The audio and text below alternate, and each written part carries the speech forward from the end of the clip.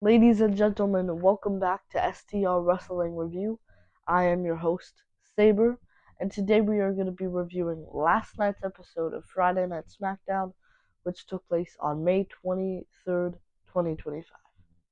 The show started out with Tiffany Stratton coming out and saying a message directed at whoever wins the Money in the Bank tournament, and saying that whoever wins it should just know, and then gets cut off by Alexa Bliss's music. Alexa Bliss comes out, and then she gets interrupted by the Queen, Charlotte Flair, who says that she's going to be the one to win. And then, as Tiffany Stratton's leaving, she gets interrupted by Julia, who welcome to the WWE Smackdown roster. She's coming to the ring for, ironically, her Money in the Bank tournament match versus Charlotte Flair and Zelina Vega. The match had really cool moments, like when Zelina Vega delivered a double DDT and when Flair delivered an awesome crossbody. But eventually the match ended with Julia winning. Then for the next match was one half of the Motor City Machine Guns, Chris Sabin, and one half of DIY, Tommaso Ciampa. Near the beginning of the match, they were on the apron and were delivering each other chops.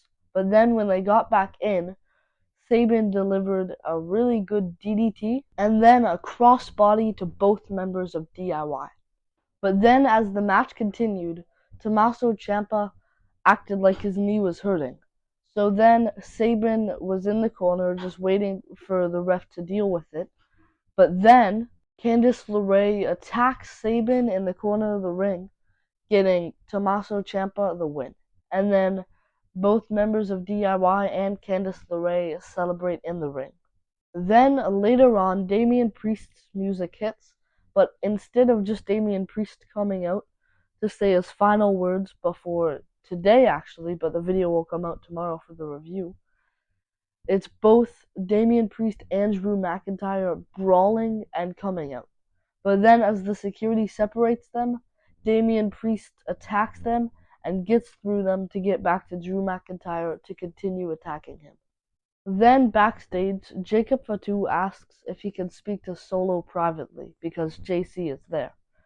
But Solo says, anything you want to tell me, you can say in front of JC Mateo. So Jacob says that he doesn't trust JC and that he's not real family and that he didn't need either of their help at Backlash. Now, just with this, you could tell that something's going to happen soon. Next up was a tag team match with Elba Fire and Piper Niven versus Michin and BFAB. Mid-match, Chelsea Green goes on the apron to distract the referee, but then Zelina Vega comes and pulls down Chelsea Green.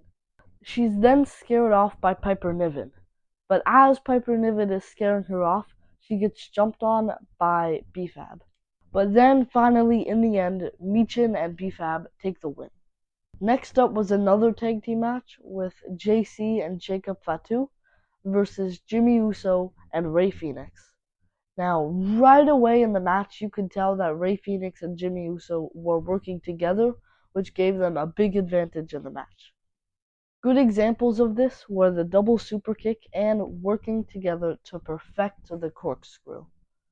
Then Rey Fenix performs Adios Amigo, but then unfortunately his team loses because JC performs the Tour of the Islands to win. R-Truth then comes out to say his final words before Saturday night's main event.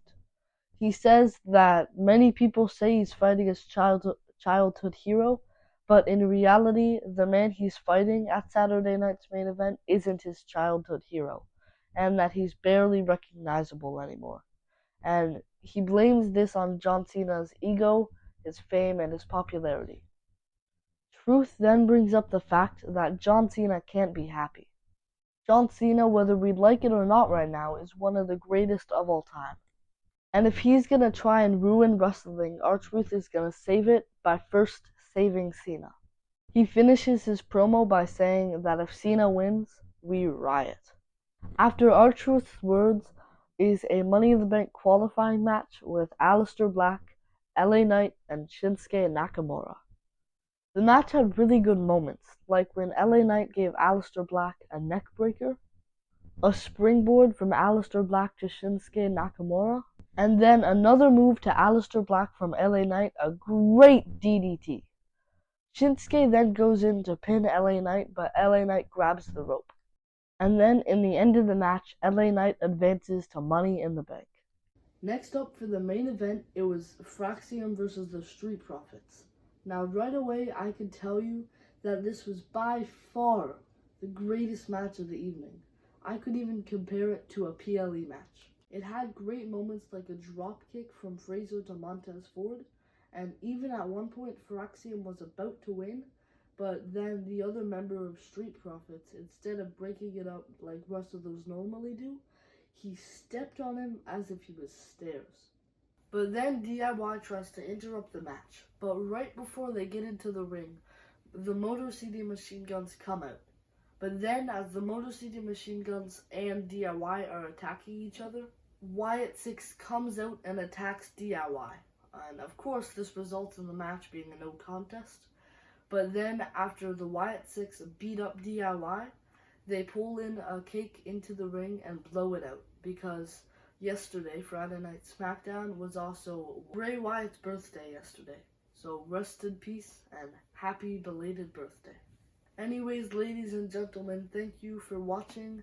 Today was the review of last night's episode of Friday Night Smackdown. And again, thank you for watching.